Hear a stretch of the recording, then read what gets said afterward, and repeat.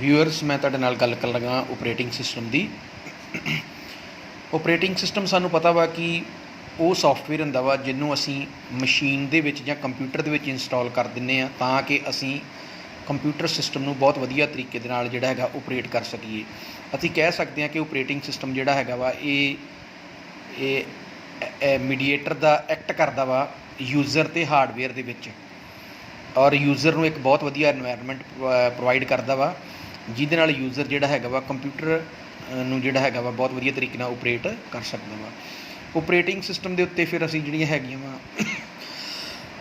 Sorry असीं applications जिहड़ियां हैगियां वो इंस्टॉल करदे हैं। एप्लीकेशनस जिहड़ियां हैगियां जिस तरह साडा MS ऑफिस हो सकदा वा, जां साडे सॉफ्टवेयर हो सकदे आ, जां साडे जिहड़े हैगे आ असीं लैंगुएजेस जिहड़ियां हैगियां वा सॉफ्टवेयर डिवेलप करन लई इंस्टॉल कर सकते हैं। तो हुण जदों असीं ऑपरेटिंग सिस्टम की गल करते हैं तो ऑपरेटिंग सिस्टम की जिहड़ी हैगी असीं क्लासीफिकेशन कर सकते हैं, जां साडे कोल different types of operating systems हुंदे आ। ते जिहड़ियां साडे कोल ऑपरेटिंग सिस्टम दीयां वेरीअस टाइप्स हैगियां वा वो इस तरह हैगियां वा। साडे कोल number 1 single user operating system, multi user operating system, simple batch processing operating system, multi programming operating system, multi tasking operating system, multi processing operating system, time sharing operating system, distributed operating system ते real time operating system.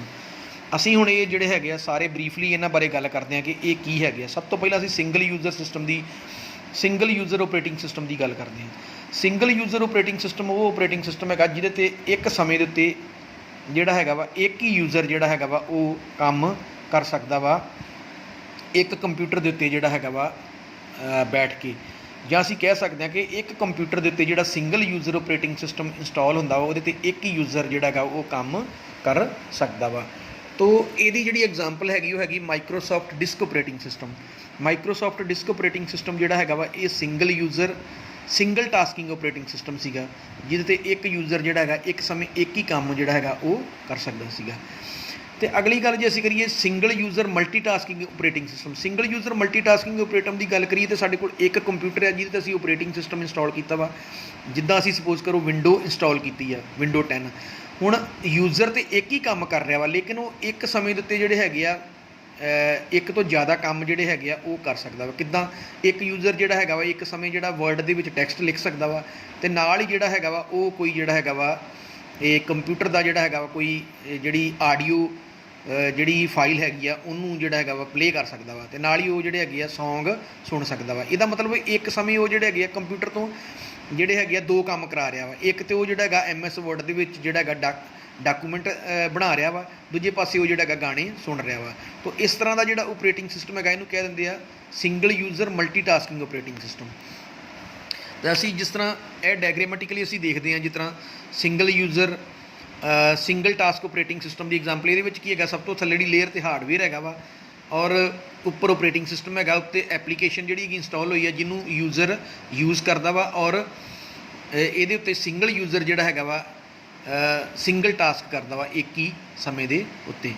अगे हैगा साडे कोल multi user operating system. जे असीं multi user operating system की गल करिए तो जिस तरह असीं विंडो 10 आ विंडो 10 नूं लैके असीं जिहड़ी हैगी आ नैटवर्किंग कर सकते हैं। तो ये की हैगा देखो ये डायग्राम दे विच दिखाया गया कि मेन फ्रेम कंप्यूटर है। मेन फ्रेम कंप्यूटर की हैगा कि साडा सर्वर आ, दूसरे साडे जिहड़े पर्सनल कंप्यूटर्स हैगे उन्हां ते विंडो 10 इंस्टॉल की गई है और ये इहदे नाल कनैक्टड हैगे आ।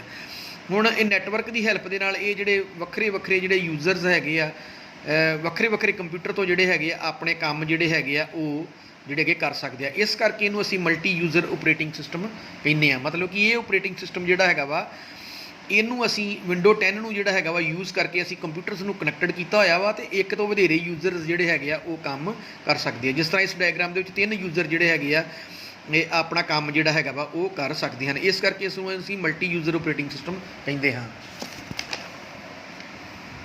हुण मल्टी यूज़र ऑपरेटिंग सिस्टम जिहड़ा हैगियां इहदियां साडे कोल एडवांटेज हैगियां। एडवांटेज की हैगियां वा ਇਹਦੇ ਨਾਲ एक ही डिफरेंट नंबर एक तो ज़्यादा ਜਿਹੜੇ यूज़र्स है वो डेटा शेयर कर सकते हैं। दूजी गल की हैगी आ ये हार्डवेयर भी शेयर ਜਿਹੜਾ ਹੈਗਾ ਉਹ कर लेंगे क्योंकि जिथे सर्वर मशीन है जी मेन फ्रेम मशीन है उन्होंने भी ये ਜਿਹੜਾ ਹੈਗਾ ਵਾ ਉਹ अपना शेयर कर सकते हैं। इदां जे ਇਹਦੇ ਨਾਲ कोई प्रिंटर वगैरह लगा वा ਜਾਂ ਸਕੈਨਰ वगैरह लगा वा तो उन्होंने भी ਜਿਹੜਾ ਹੈਗਾ ਇਹ शेयर कर सकते हैं।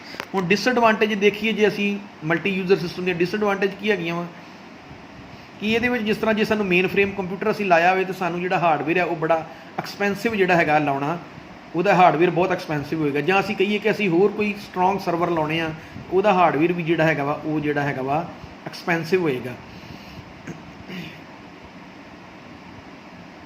ਹੁਣ ਜਦੋਂ ਦੂਜੀ ਗੱਲ ਹੈਗੀ ਹੈ, ਦੂਸਰੀ ਦੀ ਡਿਸਐਡਵਾਂਟੇਜ ਇਹ ਹੈਗੀ ਕਿ ਜਦੋਂ ਇੱਕ ਤੋਂ ਵਧੇਰੇ ਯੂਜ਼ਰਸ ਲੌਗਇਨ ਕਰ ਦਿੰਦੇ ਆ ਸਿਸਟਮ ਦੇ ਅੰਦਰ, ਤੇ ਉਹਦੇ ਨਾਲ ਸਿਸਟਮ ਦੀ ਪਰਫੋਰਮੈਂਸ ਜਿਹੜੀ ਹੈਗੀ ਉਹ ਡਿਕਰੀਜ਼ ਹੋ ਜਾਂਦੀ, ਕਿਉਂਕਿ ਨੈਟਵਰਕ ਟ੍ਰੈਫਿਕ ਜਦੋਂ ਜਿਹੜਾ ਹੈਗਾ ਵਧੇਰੇ ਹੁੰਦਾ ਵਾ ਤੇ ਉਹਦੇ ਨਾਲ ਜਿਹੜੀ ਹੈਗੀ ਆ ਸਪੀਡ ਆ ਸਿਸਟਮ ਦੀ ਉਹ ਘਟਦੀ ਹੈ।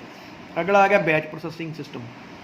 ਬੈਚ ਪ੍ਰੋਸੈਸਿੰਗ ਸਿਸਟਮ ਦੀ ਜੇ ਅਸੀਂ ਗੱਲ ਕਰੀਏ ਤੇ ਇਹ ਜਿਹੜਾ ਮੈਥਡ ਸੀਗਾ ਬੜਾ ਓਲਡ ਮੈਥਡ ਸੀ, ਜਿਹਦੇ ਵਿੱਚ ਕੀ ਹੈਗਾ ਸੀਗਾ ਕਿ ਨੰਬਰ ਆਫ ਯੂਜ਼ਰਸ ਦੀਆਂ ਜਿਹੜੀਆਂ ਜੌਬ ਸੀਗੀਆਂ ਉਹਨੂੰ ਇੱਕ ਜਿਹੜਾ ਹੈਗਾ ਸੀਗਾ ਕਾਰਡ ਸੀਗਾ, ਉਹਦੇ ਉੱਤੇ ਜਿਹੜਾ ਸੀਗਾ ਉਹਨਾਂ ਦੀ ਕਾਰਡ ਦੇ ਉੱਤੇ ਸ਼ਡਿਊਲਿੰਗ ਕਰ ਦਿੱਤੀ ਜਾਂਦੀ ਸੀ, ਤੇ ਬਿਨਾਂ ਓਪਰੇਟਰ ਦੀ ਇੰਟਰੈਕਸ਼ਨ ਤੋਂ ਕੰਪਿਊਟਰ ਸਿਸਟਮ ਸੀ ਜਿਹੜਾ ਹੈਗਾ ਸੀਗਾ ਉਹ ਕਾਰਡ ਰੀਡਰ ਦੇ ਥਰੂ ਕਾਰਡ ਨੂੰ ਰੀਡ ਕਰਦਾ ਸੀ, ਔਰ ਯੂਜ਼ਰ ਦੀ ਜਿਹੜੀ ਜੌਬ ਹੈਗੀ ਆ ਉਹਨੂੰ 1 ਬਾਈ 1 ਜਿਹੜਾ ਸੀ ਉਹ ਐਗਜ਼ੀਕਿਊਟ ਕਰ ਦਿੰਦਾ ਸੀਗਾ। ਤੇ ਇਸ ਤਰ੍ਹਾਂ ਦਾ ਜਿਹੜਾ ਓਪਰੇਟਿੰਗ ਸਿਸਟਮ ਸੀ ਉਹਨੂੰ ਕਹਿੰਦੇ ਸੀ ਬੈਚ ਪ੍ਰੋਸੈਸਿੰਗ ਓਪਰੇਟਿੰਗ ਸਿਸਟਮ।